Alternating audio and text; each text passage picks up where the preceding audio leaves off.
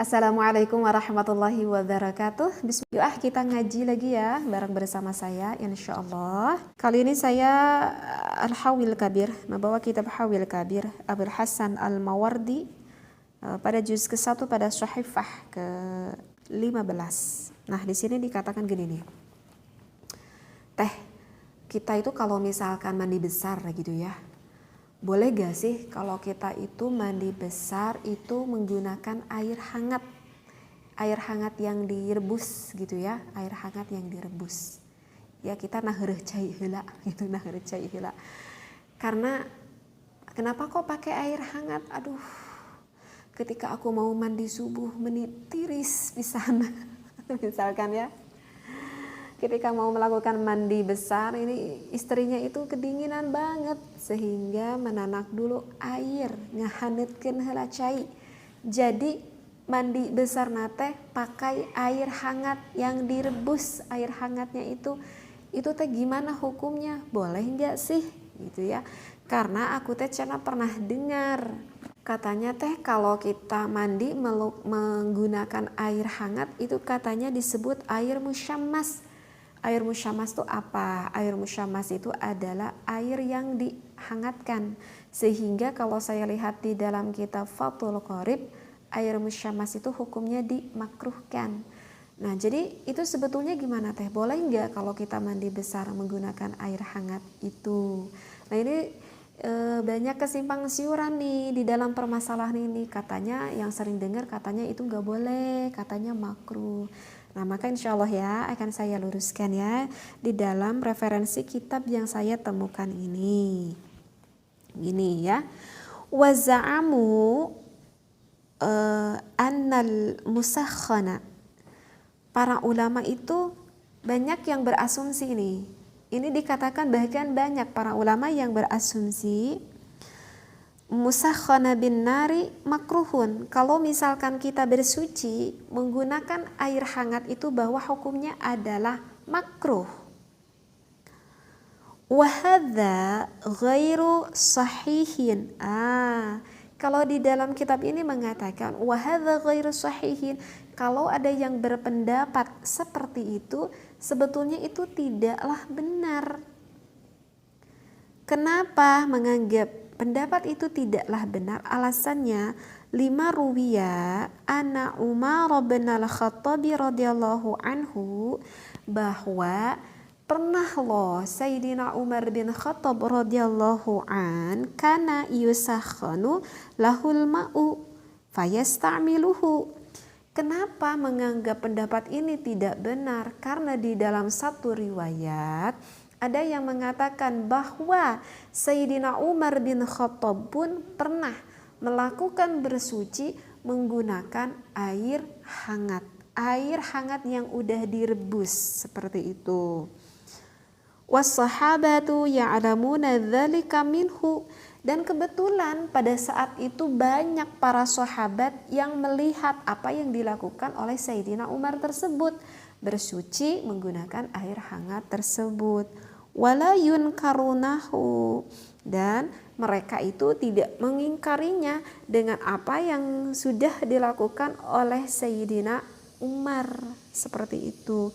Jadi kalau di dalam kitab ini yang saya temukan bahwa kalau misalkan kita melakukan mandi besar dikarenakan alasannya biasanya dikarenakan dingin ya mau melakukan mandi besar. Menggunakan air hangat yang direbus itu tidak apa-apa, bahkan itu hukumnya tidak dimakruhkan.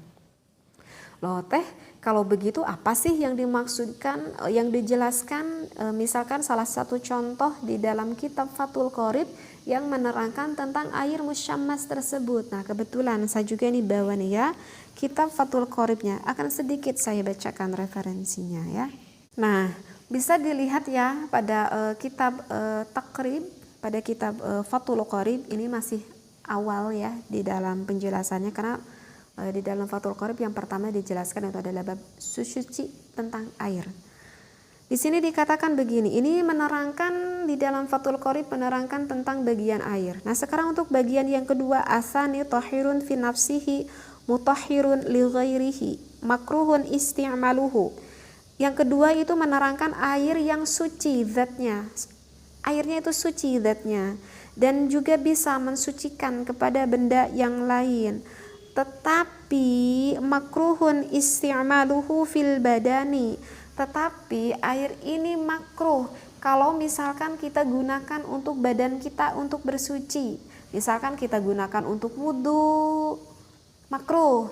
Kita gunakan untuk mandi, makruh.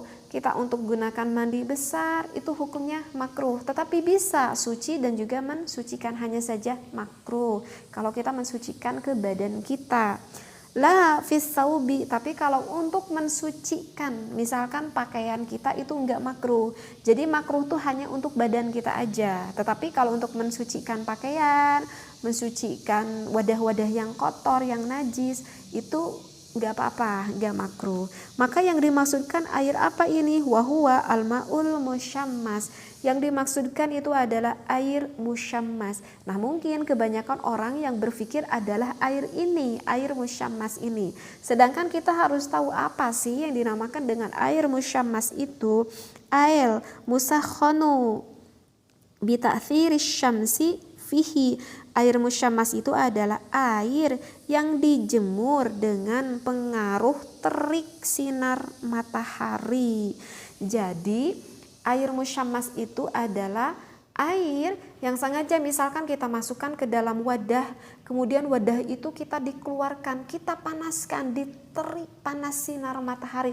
Jadi air hangatnya itu bukan dikarenakan direbus, tetapi dikarenakan panasnya oleh proses matahari. Beda kan? Kalau biasanya kita mandi kan itu bukan air menghangatkan dari proses matahari kan. Biasanya kalau kita pengen mandi menggunakan air hangat itu, biasanya ya kita ngerebus dulu air ya, menanak dulu air panas kita campur dengan air dingin. Kan itu mah bukan dari proses panasnya matahari. Maka jika air yang direbus itu tidak termasuk air musyammas. Karena yang definisi air musyammas itu seperti itu. Nah, tetapi ini juga nih harus selesai nih pembahasannya. Wa inna ma yukrahu syar'an bi qutrin harrin fi ina'in muntabi'in illa ina'in naqdaini li sofai jauharihima. Tetapi bisa dikatakan makruh air musyammas ini kalau menurut tinjauan hukum syara. Ini hanya berlaku pada daerah yang mempunyai suhunya itu yang sangat panas banget. Karena kan gak semua wilayah itu suhunya panas kan. Misalkan seperti di daerah seperti di daerah Lembang, segimana panasnya itu gak akan terlalu panas banget. Seperti di daerah Cikajang itu kan daerah pegunungan.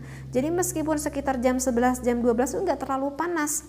Itu bisa dikatakan anget kali ya gitu, karena itu memang daerahnya daerah dingin seperti itu. Jadi kita harus ditinjau dulu setiap daerahnya. Kalau misalkan daerah itu yang misalkan yang panas banget menghasilkan suhu yang sangat panas sekali, itu baru bisa dikatakan air musyammas. Tetapi kalau misalkan diterik matahari tetapi daerahnya yang enggak panas, itu tidak bisa dikatakan air musyammas meskipun udah sengaja dipanaskan seperti itu. Dan kemudian kenapa bisa dihukumi makruh tersebut jikalau airnya itu disimpan di wadahnya itu, tempatnya itu misalkan yang dibuatnya dari logam, misalkan yang dibuatnya dari besi gitu ya. Nah itu baru memakruhkan. Kenapa? Karena kan logam itu menghasilkan karat, besi itu menghasilkan karat, dan karat-karat itu yang bisa mengakibatkan efek sampingnya enggak baik untuk tubuh kita. Nah itu alasannya kenapa dikatakan air musyammas, air yang makruh jika dipakai untuk badan. Kecuali kalau misalkan wadahnya itu disimpan di dalam wadah emas misalkan, ataupun wadah perak ya, di dalam kitab Fathul Qorib ini itu tidak akan menjadikan musyammas ataupun makruh. Karena itu emas dan perak itu kan tidak menghasilkan karat seperti itu. Jadi begitu mungkin ya. Jadi memang saya juga sering dengar katanya teh bener ya, gak boleh ya kita itu mandi besar gitu pakai air hangat gitu.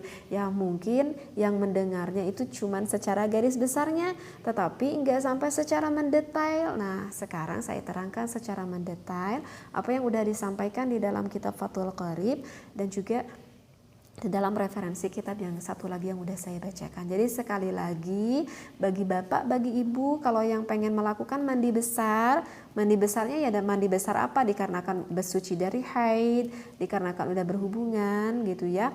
Maka boleh kok kalau kita itu pengen melakukan mandi besar dengan air hangat, gak perlu ragu dan hal itu hukumnya tidak menjadi makruh. Seperti itu ya. Wallahu a'lam, wabillahi taufiq wal hidayah. Wassalamualaikum warahmatullahi wabarakatuh.